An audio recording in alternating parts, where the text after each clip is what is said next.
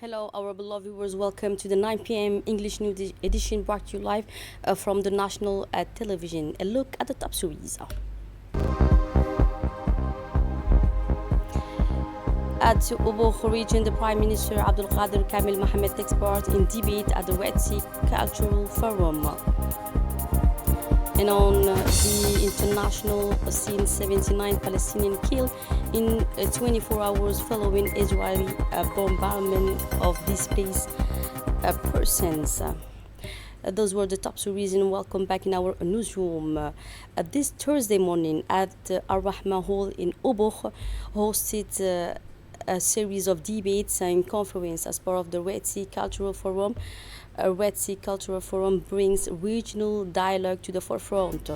The event was attended by Prime Minister Abdul Qadir Kamil Mohammed, several government officials, culture figures, researchers, and international guests. Discussion focused on key topics such as the preservation of intangible cultural heritage, enhanced cultural cooperation among Red Sea nations, and the strategic role of culture in regional development and intercultural dialogue. The diverse and insightful contribution highlighted the richness of cultural expression and emphasized the importance of a shared commitment to valuing and transmitting cultural legacies.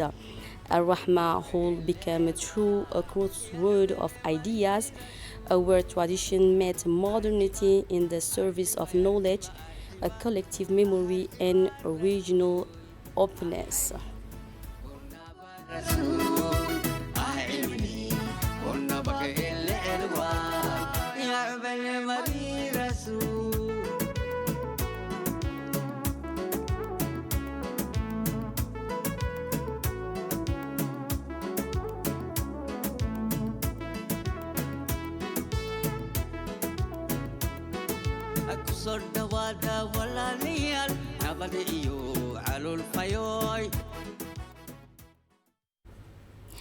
The Minister of Decentralization, Qasim Harun Ali, highlighted the importance of regional development and cultural preservation. Let's hear it from him.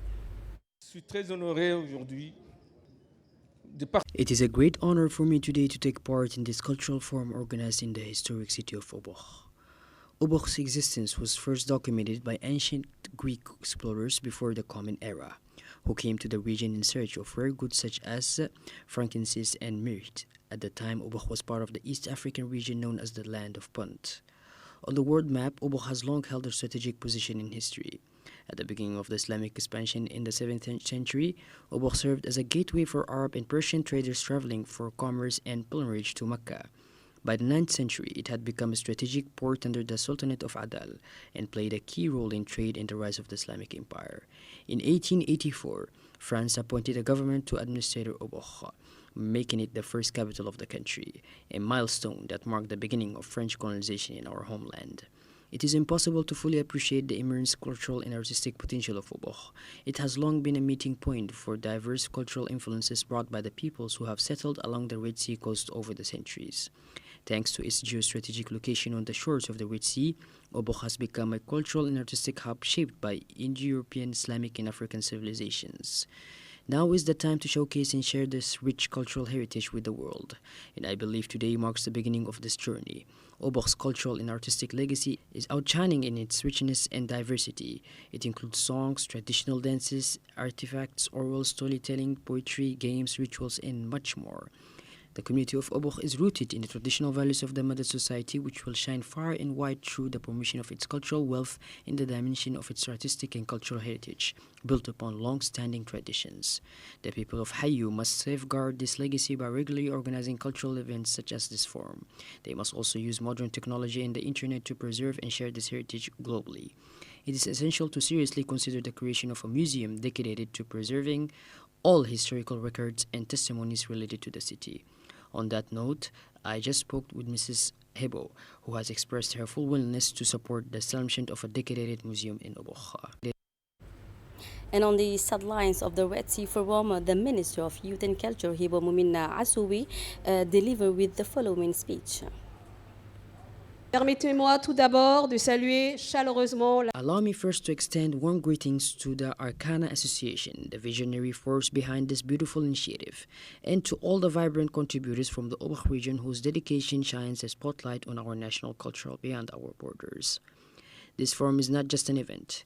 It is a space for memory, for valuing heritage, for transmitting knowledge, and for fostering exchange. It embodies the values we hold dear and strive to uphold within the Ministry of Youth and Culture, preserving our identity, supporting creativity, strengthening intergenerational bonds, and promoting cultural diversity throughout all our regions. Through this project, we renew our support on behalf of the Prime Minister to bring this vision to life. Indeed, the musical performances and traditional dances revive the rhythms and movements passed through generations.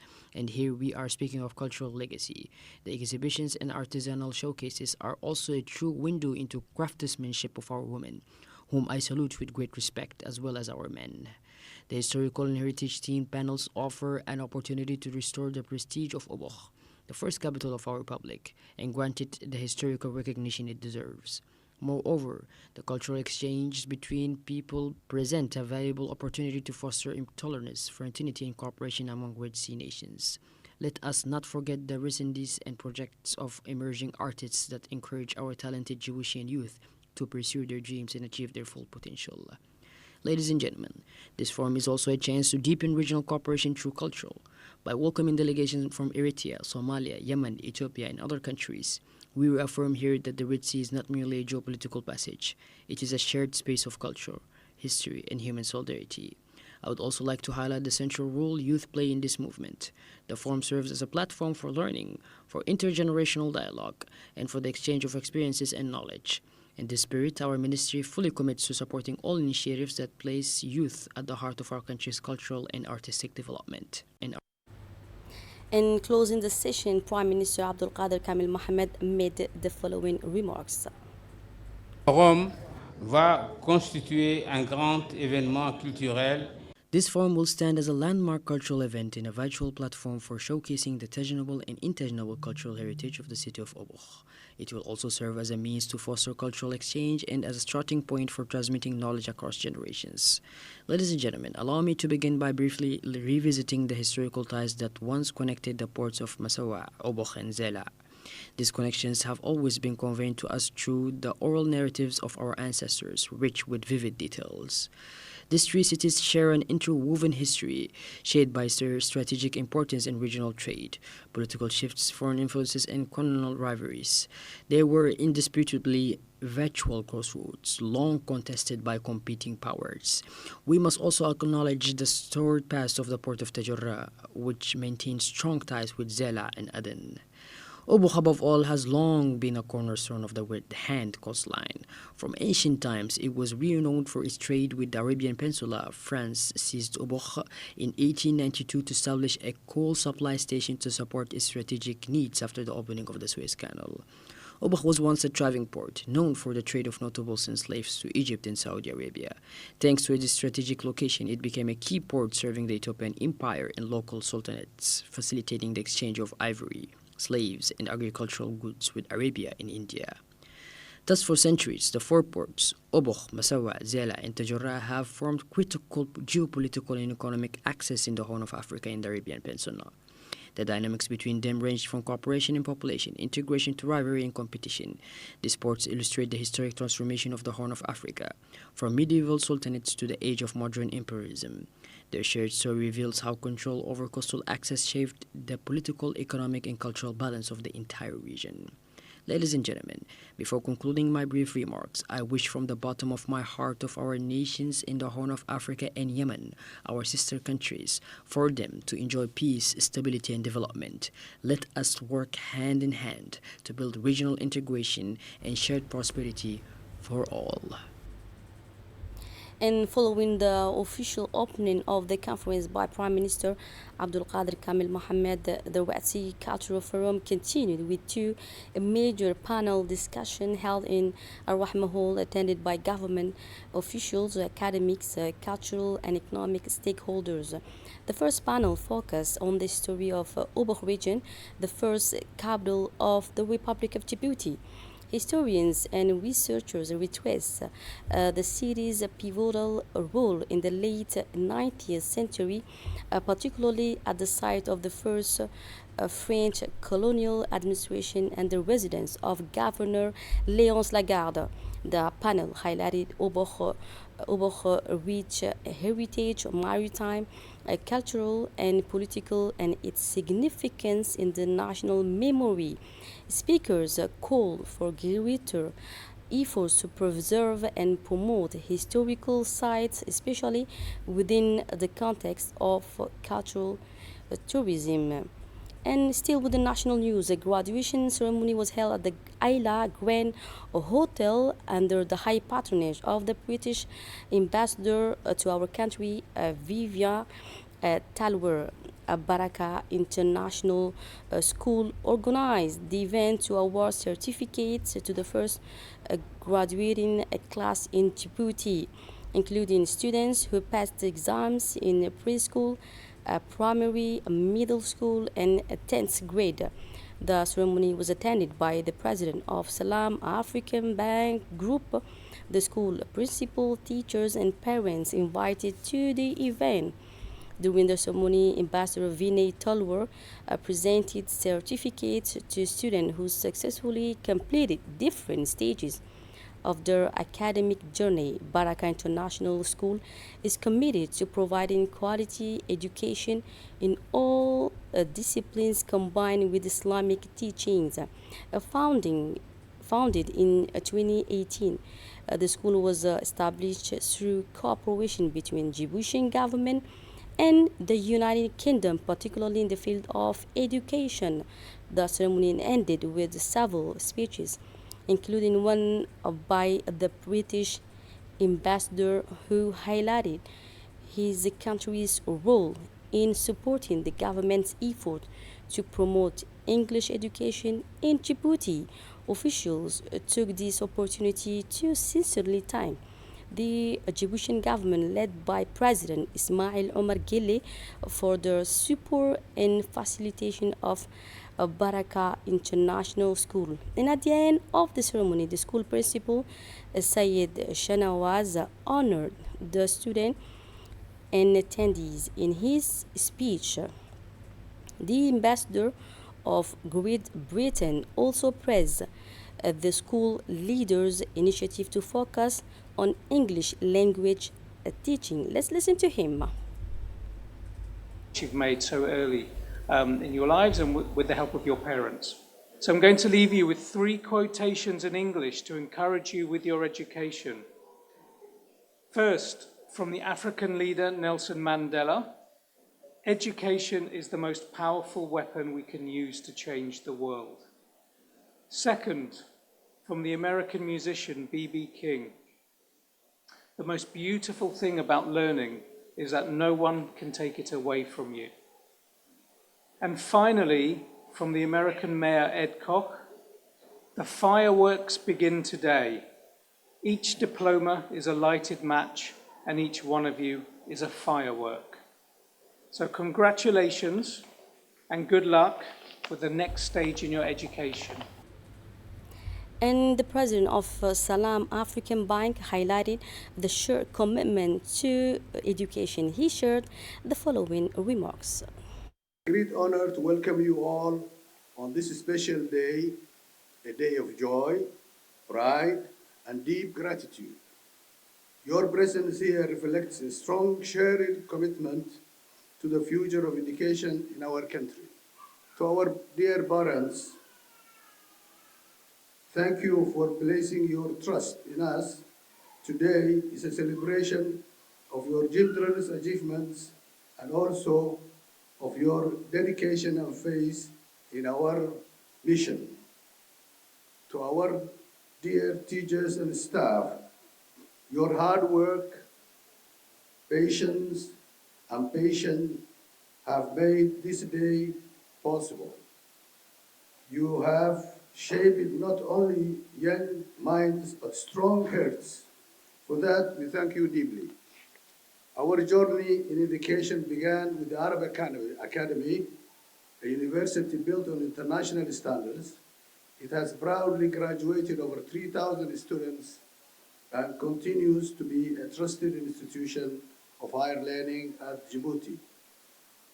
We have the Salam Center for Training, Research and Consultancy, today one of the leading providers of professional development in Djibouti through international certifications and specialized programs. It helps both public and private organizations build skills and grow stronger. And for his part, the school principal stressed the importance of fostering a positive and inclusive environment to help students reach their full potential. Let's take a listen to him. We gather to celebrate a momentous occasion, the graduation day of class of 2025. This is not just a ceremony, it's a celebration of achievement, your resilience, and your dreams.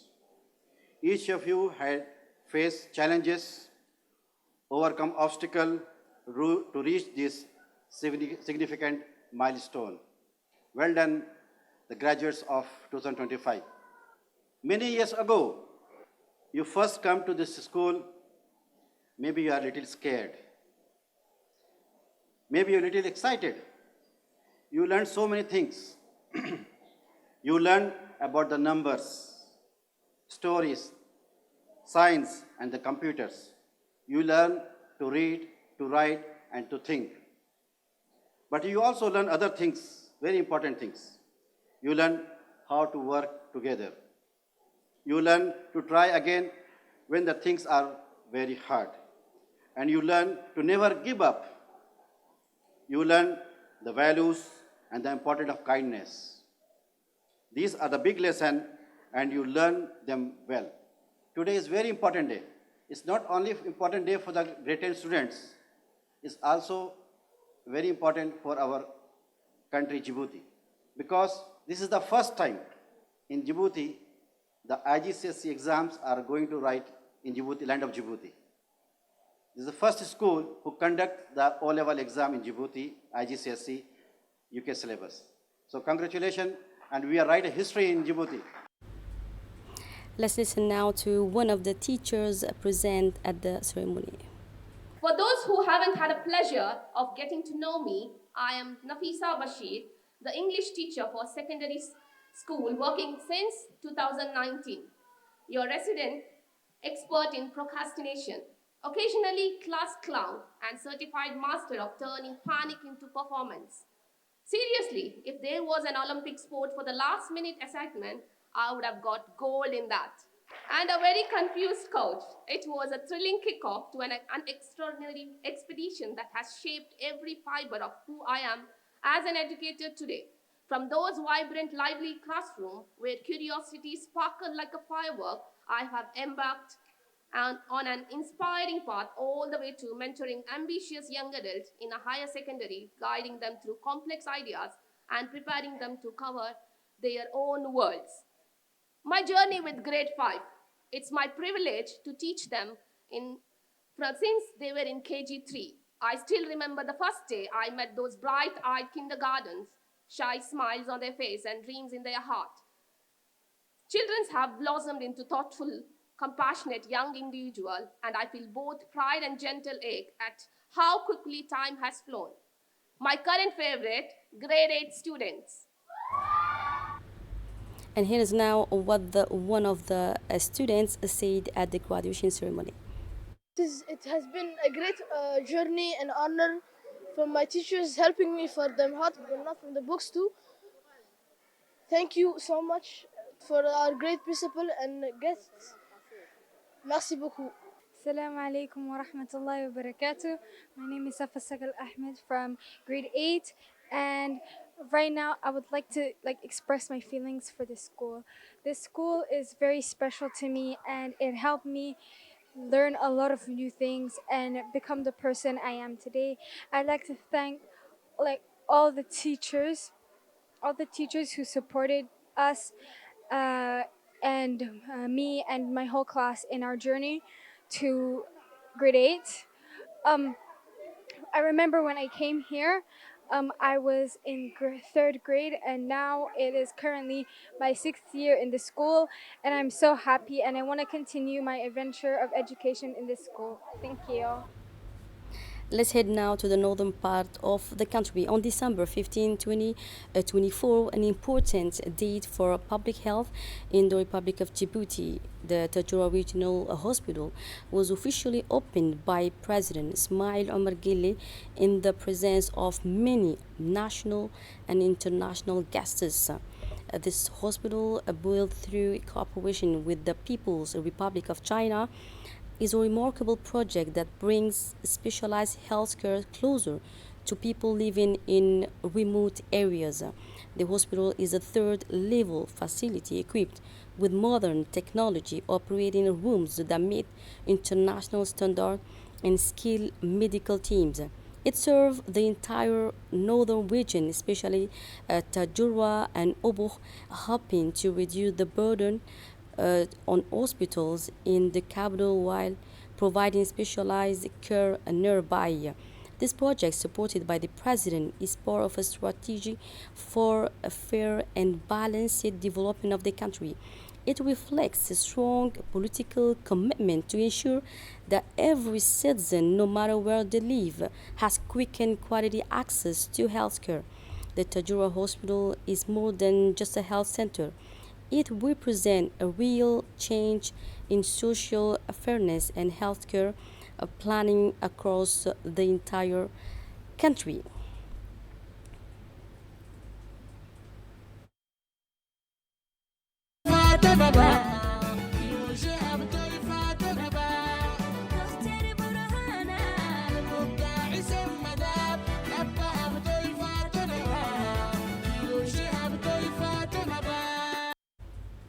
Let's stay in Tajura, where the mobile team of the Customs Brigade of the Tajura region seized a large quantity of cats weighed 11,000 kilograms in the Dora sub-prefecture, along with several vehicles.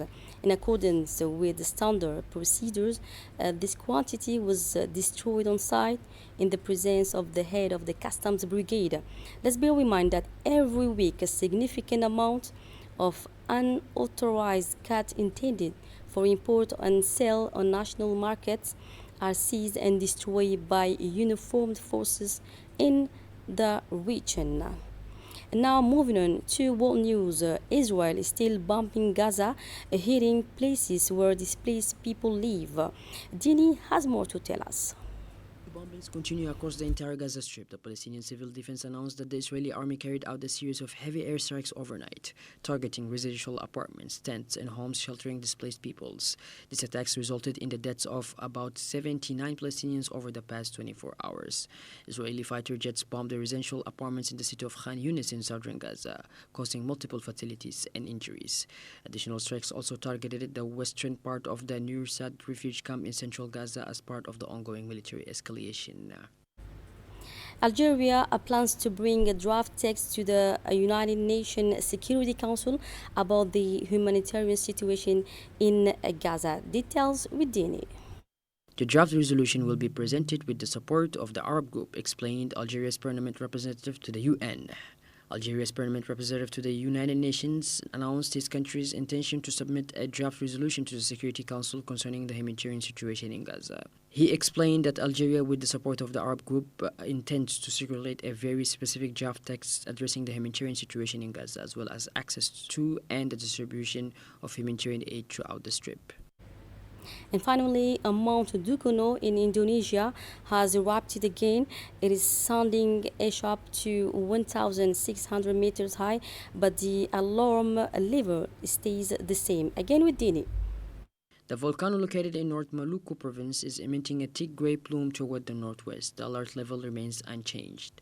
Mount Dukono, located in eastern Indonesia, has erupted again, releasing a thick column of volcanic ash that rose 1,600 meters above its summit, according to the National News Agency. The Volcanology Observation Post in North Halmahera in the North Maluku province reported the eruption early in the morning. The ash column, ranging in color from white to gray, was described as thick as drifting northwestward.